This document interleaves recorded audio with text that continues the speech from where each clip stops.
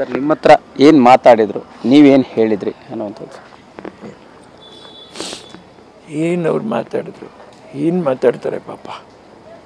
ಚೆನ್ನಾಗಿದ್ದೀರಣ್ಣ ಅಂತಂತ ಹೇಳಿದ್ರು. ಚೆನ್ನಾಗಿದ್ದೀನಿ ಕಣಪ್ಪ. ಏನು ಚೆನ್ನಾಗಿರೋದು, ಏನು ಪರಿಸ್ಥಿತಿ ಆಗೋಯ್ತಲ್ಲ ಅಪ್ಪಾಜಿ ಅಂತಂತ ಕೇಳಿದೆ. ಇಲ್ಲಣ್ಣ ಏನು ಮಾಡೋಕ್ಕಾಗತ್ತಣ್ಣ ಅಂತಂತ ಹೇಳ್ತಾರೆ ಪಾಪ. ಹೌದು, ಆಗೋದ್ಮೇಲೆ ಏನು ಮಾಡೋಕ್ಕಾಗತ್ತೆ ಅಂತ ಮಾತ್ರ ಮಾತೊಂದು ಉಳಿತಿದೆ ಅಷ್ಟೇ ಹೊರತು ಏನು ಮಾಡಬೇಕು ಏನಾಗಬೇಕು ಅನ್ನುವಂಥದ್ದು ಬಹುಶಃ ಕಾಲಕ್ಕೂ ವಿಧಿಗೂ ಮಾತ್ರ ಗೊತ್ತಿರುತ್ತೆ, ಕಾನೂನಿಗೆ ಗೊತ್ತಿರುತ್ತೆ. ಕಾನೂನಿಗಿಂತ ದೊಡ್ಡವರು ನಾವು ಯಾರೂ ಅಲ್ಲ.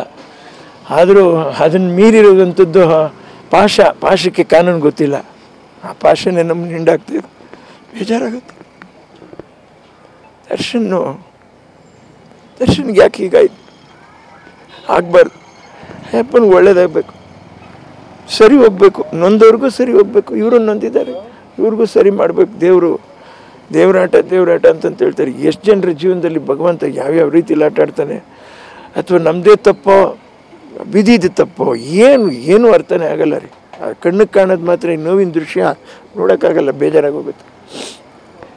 ಹೀಗೆ ಬಂದು ನಮ್ಮ ಭೇಟಿ ಹೀಗಾಗಬೇಕು ಅನ್ನುವಂಥದ್ದು ಇದೆಯಾ ಅಂತ ನಮ್ಗೆ ತುಂಬ ನೋವಾಯ್ತು ಮನಸ್ಸಿಗೆ.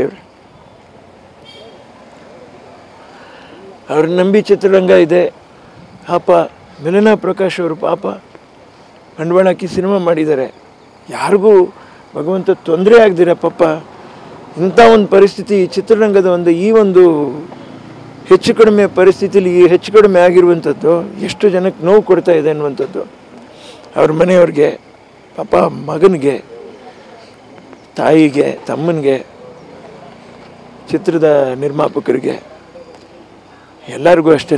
ಕನ್ನಡ ಚಿತ್ರರಂಗಕ್ಕೇ ಇದೊಂದು ದೊಡ್ಡ ಒಂದು ಧಕ್ಕೆ ಥರ ಆಗೋಗ್ಬಿಡ್ತು.